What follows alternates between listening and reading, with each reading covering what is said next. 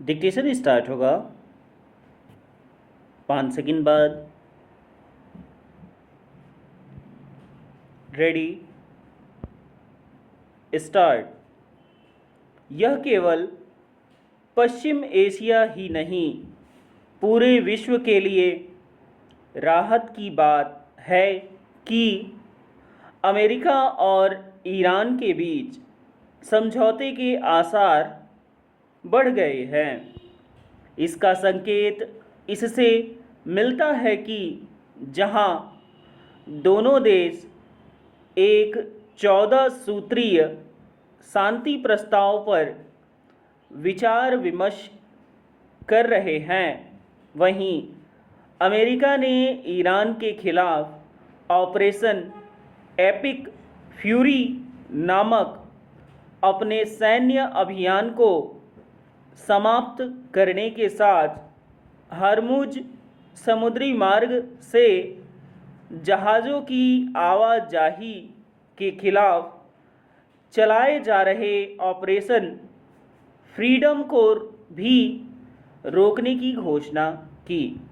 Operation freedom के बाद भी जहाज़ों का आवागमन सुगम तो नहीं हो पाया था, लेकिन शायद ईरानी बंदरगाहों की नाकेबंदी ने ईरान के नेतृत्व को अपना रवैया नरम करने को बाध्य किया।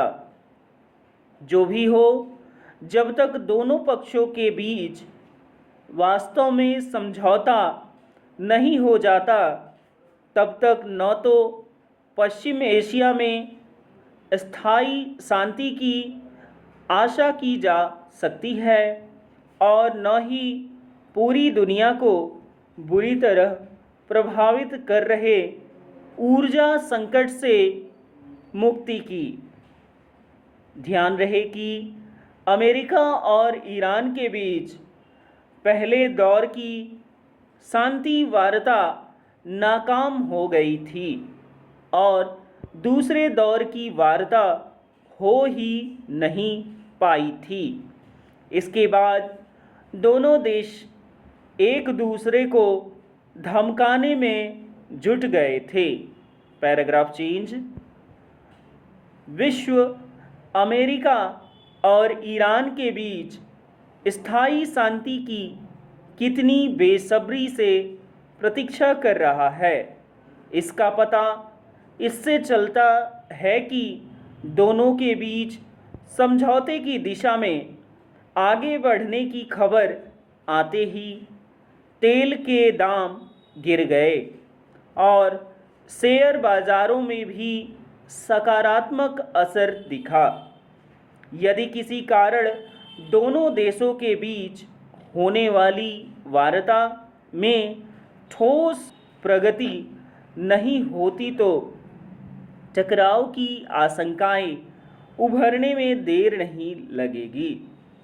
ऐसा न हो, इसके लिए जहां अमेरिका को सब कुछ अपने मन मुताबिक होने की अपेक्षा का परित्याग करना होगा, वहीं ईरान को भी अपना यह हठ छोड़ना होगा कि परमाणु मसले पर कोई समझौता नहीं हो सकता और हरमुज पर उसका अधिकार होना चाहिए।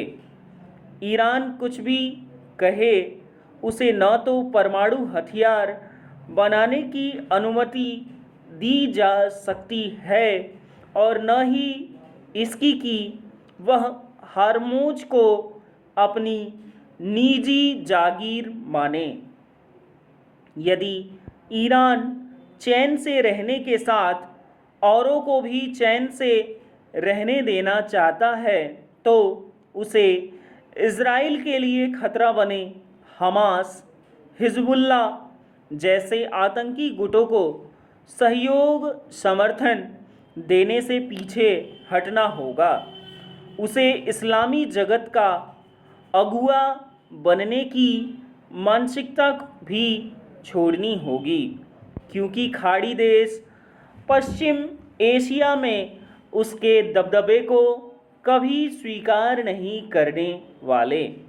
ईरान आज जिस स्थिति में है और विशेष रूप से जिस प्रकार यह जानना कठिन है कि वहाँ वास्तविक नेतृत्व किसके हाथ में है, तब तक न तो अमेरिका उससे समझौते के लिए बहुत आशान्वित हो सकता है और न ही विश्व।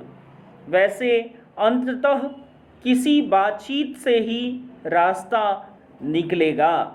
अच्छा होता कि अमेरिका इसे समय रहते समझाता और ईरान से वार्ता का क्रम तोड़कर उस पर हमला करने से बचता। विराम।